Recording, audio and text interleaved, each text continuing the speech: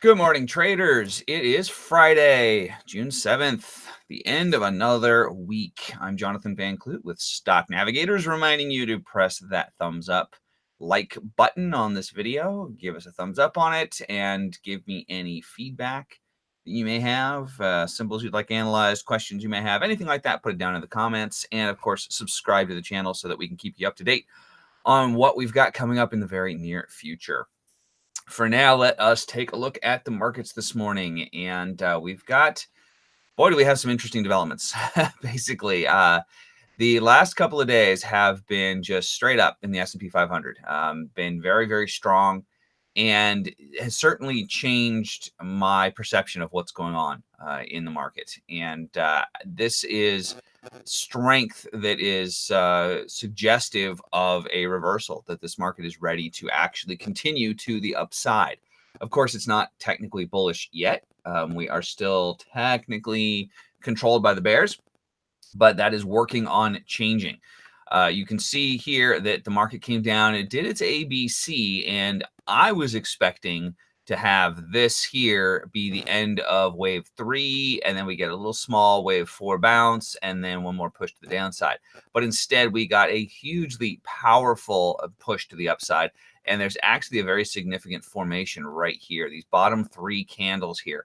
This is called a morning star formation, and it is it's a very strong signal. And in fact, we saw pretty much the exact same thing back here, just on a slightly larger scale. But we had a very similar pattern there at that bottom. So at the moment, anyway, it's looking like this market has bottomed. It is looking to come back up, which means that this was actually the end of wave C, which means this is a pretty shallow pullback, a pretty shallow retracement. It only got to, in fact, this is in the wrong place. Let me fix that. I don't know what happened to my lines here, but they are in completely the wrong places. Let's try that again. There we go. So this didn't even quite get to the 38.2. And that shallow retracement, of course, there's a 15% chance that that can happen, but that suggests that the next push up could be a very strong one. Obviously, it's got a ways to go. It's going to have to get over the all-time high to really establish that. But at the moment, anyway, technically speaking, it is looking like this may be the beginnings of a wave 1, in which case we're expecting a wave 2, which most people will see as a continuation of a downtrend, especially, for example, if it doesn't get over this high here. If it does not break that level and then pulls back but does not make a lower low, a lot of people are going to think, oh, this was resistance. We're heading down. We're heading lower, down, lower lows and lower highs. But in fact, all that is a wave 1 and then a wave 2, and then we're ready for a push to the upside, a wave 3, and likely to break the all-time highs and continue higher. But we've got a ways to go before that is completely established and confirmed. Anything can happen. Some crazy event, war breaks out somewhere. Who knows? Lots of crazy things can happen and spook the market. And at this point, it wouldn't take much to spook the buyers and make them scatter. So very interesting times to watch out for what's going on in the markets. We are coming right up on the 50 SMA overhead. And that is going to be probably a short-term resistance level. That very well might be, in fact, where this move runs out of steam. It starts pulling back to form that wave 2. It all depends on how strong the buyers are. If they can push it up over this high, then we may not get our wave 2 until somewhere up here. Maybe we do another double top here at this high, pull back, and then go higher. There's a lot of different possibilities here, but the main point is that this is appearing to be done. So on the 60-minute, I've had to rework my wave counts, and now we're looking at basically a 1, 2, 3, 4, 5, and we are done to the downside with wave C, and now we are working on wave 1 to the upside. And if we look a little closer in here, set that. Don't really have a super clear picture of the wave counts on the 60-minute right now. Haven't really had much in the way of a pullback yet since the low here. It's been kind of just straight up, a little tiny pullback there, but that is not much. So it is possible, though, that we may have a wave 1, 2, 3, 4, and pushing up for a 5. I don't really have time to get into the full analysis on that right now. But anyway, that's what we're looking for. We're looking for this to be a wave one up. Of course, if this market just collapsed to the downside, took out this low and kept going lower, then that changes everything. And then there's a whole other point of view that you need to consider that is possible, which is that on a much larger time scale, like a monthly chart, we are actually looking at this whole thing is still wave A down, in which case we could maybe be looking at possibly wave one, wave two, and now 3-1, 3-2, and then we're looking for a 3-3 down below.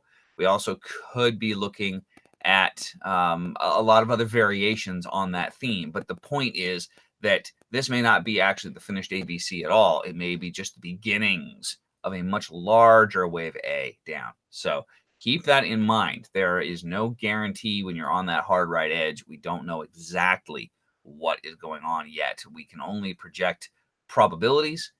Right now, the probability is that, in fact, we're heading to the upside. But that can change. And if it does, then we'll know what to consider. All right, let's quickly move on to the Russell 2000. And it is pretty much the same. Very, very similar to the ES. Right now, it is looking like this market may be done coming down, in which case the ABC is finished. And it was kind of a shallow pullback, which, again, could suggest a bigger move to the upside. If we are in a wave one up now, then we need to see a pullback of some kind, which might already have happened. Let me see here. These wave counts, I didn't rework them. Let's see. Well, I don't really have time to get into that right now. But anyway, if it's possible that we may have our correction here, ABC, and possibly looking to move to the upside. So if we get strength, breaks this level, this is no longer the wave 4. And I would say that the entire 5 waves is actually down here. And now we're looking at wave 1, 2, and then 3 to the upside. But we've got to take out this high for that to be the case. So anyway, right this moment, anyhow, it's looking like there's more upside to be had. The bears are still technically in control, though. On the daily basis, you can see oscillators still below the 0 line. MACD has just crossed the signal line to the upside a few days ago, though. So that is a good potential sign, especially because, again, we have that kind of morning star formation here. This one isn't quite as perfect as the ES, but it's still very similar in concept. So the bulls may be taking control away from the bears here anytime. We do have the oscillator. You can see from back here, it was down here, and here, and here. Here, it's getting stronger and stronger and stronger, and just constantly moving to the upside, even while this move was trying to make lower highs and lower lows, lower highs, lower lows, lower highs, lower lows. The oscillator was making higher lows, higher lows, higher lows, higher lows. So it certainly is looking like the market wants to head to the upside. Crude oil has come down into this buy zone and pretty much stopped cold. It has just gone very sideways here. A little bit of a pop up. You can see that here. It went sideways there, and then a little pop up, which is pretty much an exact match for the pop down. And so we are still very much overall stuck in this sideways congestion area here. So is this the bottom at long last? It's hard to say with certainty right now. We don't have any firm indication of that. We also have a significant swing point down here at the roughly 44.17 or so level. So there could possibly be some more downside to be had. If the sellers come in and the buyers won't step in front of them, then we could have that. Certainly right now, technically speaking, the bears are still in control. We've got the oscillator solidly below the 0 line. MACD line is below its signal line. It is hooking around to the upside, trying to come back up. But right this moment, you can see the 50 SMA has curved around. It's heading down. The 13 is below. It's heading down. We've got a very steep trend here. But also, when a trend is that steep, it could be finishing. So we may very well be wrapping up the downtrend here soon. But watch out for a push to the upside. I would say that if we take out that level there, then certainly this market is looking to head upwards. But right now, we've got to get out of this congestion area. Clearly, price has gotten resisted there and there. Oops, I missed that there. and is having a hard time moving higher. So we'll have to see, do the buyers come in? Are they ready to do that yet? Or are they going to wait a little while and give it some more time? Right now, you can see the 50 SMA has curved around. It's pretty sideways, but it's slightly trying to start moving up. So we may be starting to get some buyers coming into this market to really push it up. But so far, no confirmation yet. We've got to have something to the upside, some kind of a nice big engulfing candle, something like that. Right now, we've got just sort of a congestion area here, which could just be a pause before continuing lower. We don't really have anything else to go on. I mean, we do have previous congestion area around here that is kind of where this is stuck right now. Maybe that acts as support, but it's really going to depend on the buyers. They have to step up right now. I don't see a major signal that that is happening. So bears still in control. Trade accordingly.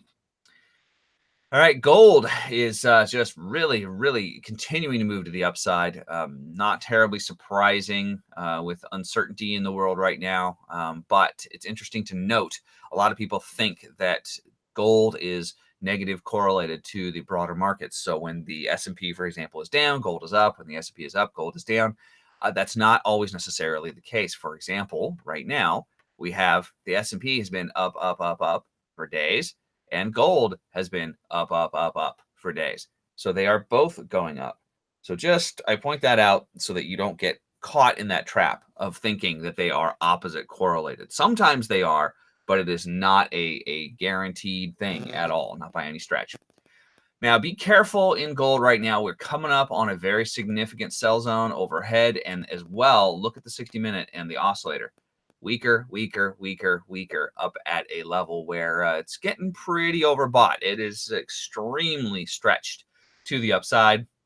It's also in this channel, and look what's happened. We got to that top channel line, and now it's kind of stalling out. So maybe it's going to just continue to channel. Of course, it's an upward sloping channel, so really what we're talking about is a trend.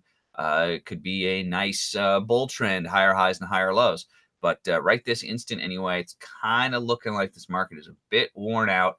We can see this morning right now, sellers have been coming in the last hour, and right at this level here, they are wanting to sell again, and so they are pushing it down.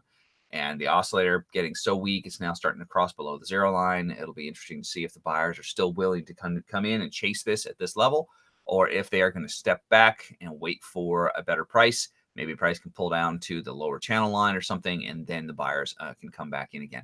So very interesting times in gold, but be very cautious to the upside right here. I would be really nervous about anything to the long side for, a scalp is one thing, but if you're a swing trader or anything like that, I'd be really careful because of this sell zone right overhead. All right, natural gas is just continuing to slide downwards, and it's coming right down into this buy zone and is heading for the bottom of the buy zone. And at that moment, at that point, the oscillator is getting divergent. It is making higher lows and higher lows while price makes lower lows and lower lows. So it's kind of looking like this market is getting ready to signal some sort of reversal. We don't have it yet. Ideally, we really need to see the oscillator get above the zero line and hold, and preferably do that on some kind of a nice big bullish candle, a big bullish engulfing, something like that, that coincides with maybe the bottom of this buy zone here. Something along those lines could be our signal that finally this market is ready to turn around and reverse higher. Of course, we've got to start making higher highs and higher lows. So most likely what would need to happen is we'd have a bounce and then a failure to make a lower low and then a break of this level here. And then you know that the market is definitely going to be going higher. A slightly earlier break would be if it takes out its own previous lower high after making a higher low. That would also be a signal to potentially take a long and have a bit lower risk as well if you get in earlier. So right now, though, downside. The 50 SMA is clearly acting as resistance. You can see it on the daily. You can see it on the 60. It's just every time that level is acting as resistance, and every time the sellers come in. So be really cautious about longs. Wait for some kind of signal. Otherwise, you got to be trading this to the short side. All right, last but not least, let's wrap up with Bitcoin. And Bitcoin had a nice pullback and now is kind of looking like it wants to stabilize and possibly head higher. So Got to watch very carefully what happens here. We may have our A, B, C, and be done with this pullback, and then we can head higher. We've got to take out this level here, though, to confirm that. That is the level we need to watch for. But then right overhead from that, if I zoom out, you can see it real nicely. We've got that 10,000 level. And right now, 9,000 has been the psychological level. It has acted as resistance and pushed the market back down, but 10,000 is going to be even bigger. 10,000, that big whole round number, and it's half of the all-time highs. That's a big deal to have recovered that. So I strongly suspect resistance at that level, but at the same time, it's entirely possible that once we get up there, if we can get over it, the buyers might get really, really excited and just come zooming into this market and buying it up as aggressively as they can. Crypto buyers in particular can be very, very aggressive. So don't play counter trend moves lightly, because you can get wiped very, very quickly. You got to be really cautious about that. So right now we're looking for higher highs and higher lows to begin to form. So we need to see, zoom in a little bit here. We need to see this low here hold in order to signal that this ABC is in fact done and there isn't more downside to be had. As long as that level holds, then we need to eventually see, of course, that level broken. And you'll see that happen first in the 60-minute. Right now, it's looking like we've got our first little glimpse of strength coming in. We've got the oscillator moving to the positive side, heading up with a bit of momentum, and price is trying to make higher highs and higher lows. So we just need to watch that happen. You could even say that it already has happened right here with this double bottom. You could argue that this is the first higher low right there, and that we have already broken this. And so on a 60-minute level, we are looking to move higher. So looking like a little bit of bullishness is coming in here. 60-minute is above the SMA, the 50 SMA, and holding. And of course, on the daily, we never got below the 50 SMA. So definitely the bulls are still in control. You can see the oscillator on the daily has not gotten below the zero line yet. Although it looked like it was threatening to at the moment. Anyhow, it looks like the buyers really want that 7,500 or so level, and they are willing to pay for it. So right now, bulls are in control, but if this gets broken, if this low gets broken, then that could change very quickly. So just be careful of that. All right, last peek of the S&P, and not a whole lot has happened. We are pretty much just waiting for the open now in just under 30 minutes. So we'll have to see what happens there. I'm going to go get ready for the premium chat room this morning. There our premium trading room. And if you're going to be in there, I will see you there momentarily.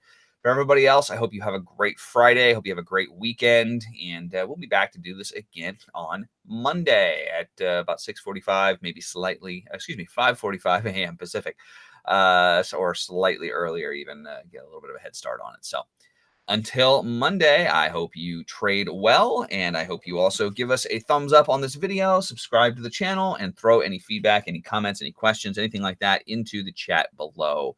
I look forward to everyone's feedback and always love to read it. So thanks for watching, and I will see you on Monday. Take care.